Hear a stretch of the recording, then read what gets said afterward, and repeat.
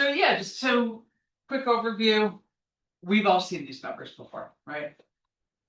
We use a lot of energy in buildings. Most of our, and about a third to half of it is dedicated to heating and cooling. So we're using an enormous amount of energy. One of the things that we found is that faults actually contribute substantially to the amount of energy that you're using, right? So we have a lot of this energy waste, and the big question is, how do we avoid and overcome the energy waste? So we've been trying to figure out how we could actually come up with event detection that works across multiple pieces of equipment. So stretching this out, maybe if you're looking at different kinds of event detection for different maybe construction situations, for other things on the job sites, for other kinds of equipment, things that might have multiple failure modes or multiple variations on the equipment type, you might be able to use a modified version of this. It's very HVAC specific though for us. All right, so we're using a fan coil unit.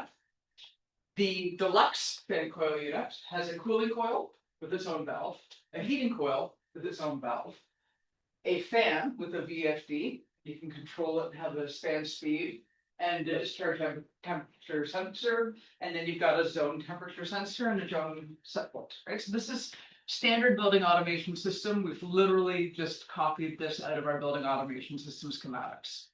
So pretty much any fan coil that's been installed in the last 30 years will have these points because this is how we've always controlled them. Now, we have a building that has about 200 of these fan coils, but some of them only have heating coils. Some of them only have cooling coils. Some of them have both. And we had been initially trying to figure out how many models we could have that we actually needed to separate them. So I told my postdoc, I said, Paul, who's the lead author on this paper, make one for the heating coils, only fan coils, make one for the cooling only fan coils, make one for both. And he said, I think I found a way of getting it all into one bottle. Blew my mind. I didn't think it was possible, and I just want to walk you through how he did it. All right. So he came up with a new model where he could actually have, basically he had a cooling only, cooling and heating only. So he basically had a little matrix that he actually brought into his model. And he would actually, using the cross product, actually figure out which one it is, right? So based on the data, he could actually classify how the errors were actually being done. Because if you think about it, if you have a room that only has cooling and it's, the set point is keep it cooler than 24 degrees and it's 15 degrees, it's not a problem. But if it's cooling and heating and the set point is 20 degrees and you're at 15 degrees, you do have a problem, right? So there's times where you can have much colder rooms where you're not actually providing heating and it's not a fault. So we're trying to deal with all of these different fault regimes that sometimes overlap. Right, so we've been doing some work with autoencoders. And the first autoencoder we did was for a really specific piece of equipment. We published it in Advanced Engineering Informatics about a year and a half ago. And that was a very specific one. And we were trying to make something much more generic. So we wanted to have one autoencoder that could sit on a single field device and actually monitor everything in the building. So we said, okay, what are the points that we have? These are the standard points that we have. V is our kind of indicator of do we actually have the presence of both the cooling coil and the heating coil, right? If you have NAs for those values, then you can actually determine really quickly. So the way autoencoders work is you take a bunch of inputs, you shrink it down to a much smaller number in a hidden layer, and then you re-expand it. Any non-normal behavior falls out of it, right? So if you have something that's kind of out of the ordinary, the autoencoder will actually predict it wrong, right? So it'll predict normal behavior very, very well, and it doesn't predict abnormal behavior. So whenever you have a high MAE or RMSE, you know that you actually have a fault. All right, so our methodology was we had cooling only units. So we made individual models for every single fan coil. Then we made a model for the cooling only, the heating only, and the heating and cooling. And then we made a model for every single fan coil in the building simultaneously, right? So each of them were created with a 2/3, 1/3 split for testing and training, or test and validation. And when you actually looked at the building automation results, we would get these sets of predictions of what are you expecting to see happen for this one heating and cooling coil. Right, so the blue is the true, the orange is the actual predicted value. You can see they're relatively close. And you can see where the specific model and the global model are fairly close. So we're getting good generalizability by type. Then you actually look into the global predictors for all of the different models. And then you can actually start to see, when you start to apply the fault detection to it, every time we pass this threshold, we say this is unusual data, we flag it as a fault.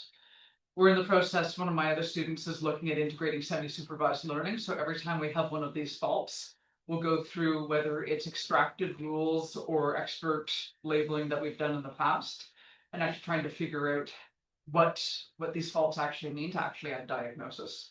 But we're actually seeing that we're having fairly consistent predictions. The global model is generally pretty good at picking up. It misses a couple things, but overall, we're getting reasonably good fault detection that we're finding with that general model.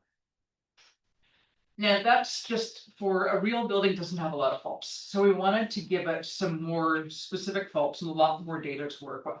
So we actually created an emulated data set. So we created a whole series of faults. You can find the details in the paper. So these are basically cooling coil faults of different types, cooling valve faults. So we defined these and we actually emulated what they would do. So what would it look like if your cooling coil was blocked? What would it look like if it was stuck open and you thought it was closed, etc.?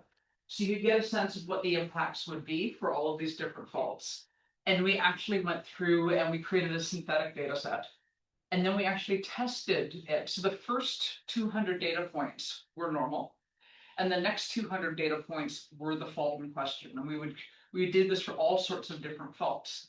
Again, you can actually see for the heating only models, you could actually see that we had a lot of issues where our predictions were wrong. It's good to get predictions wrong where you have a fault, right? So it was actually finding a lot of these different issues. And we were saying, okay, we're not finding a lot of faults here, but we're finding a lot of faults here. This is the heating only autoencoder, but the generalized autoencoder actually performed better. So this is our multimodal autoencoder actually perfectly characterized the data set. Perfectly normal data in the first 200 points, and then completely faulty for the next 200. So we're in the process of trying to figure out why some of the more specific models didn't perform as well. It's a little bit counterintuitive. We were actually expecting the opposite, obviously. But it's really interesting to see that when you have this multimodal learning, I think maybe it just slowed down the processing, forced it to kind of categorize, is this fault true or not? And actually look in, because there's a little bit more complexity inside the autoencoder. And it was able to actually perform really well. So in conclusion, we were actually able to create a single model that actually captured our cooling only, our heating only, and our heating and cooling models all with one single model. That the performance is actually really good across a whole diversity of faults. We are going to be publishing this as an extended paper and actually showing all of the different data in a data set, because there's only so much space in the conference paper to actually show different models. And to actually really show kind of test this in the flexibility. But this is done for a whole series of buildings. We have about 5 years of data. So it's given us a good amount of data to be able to test this on. So, and again, this one was sponsored by ISARC and the university, who's our partner, who have actually allowed us to have free access to all of the building information and actually force the controls contractor to output it to a cloud for us, which is how we actually access all of this data. So there you go.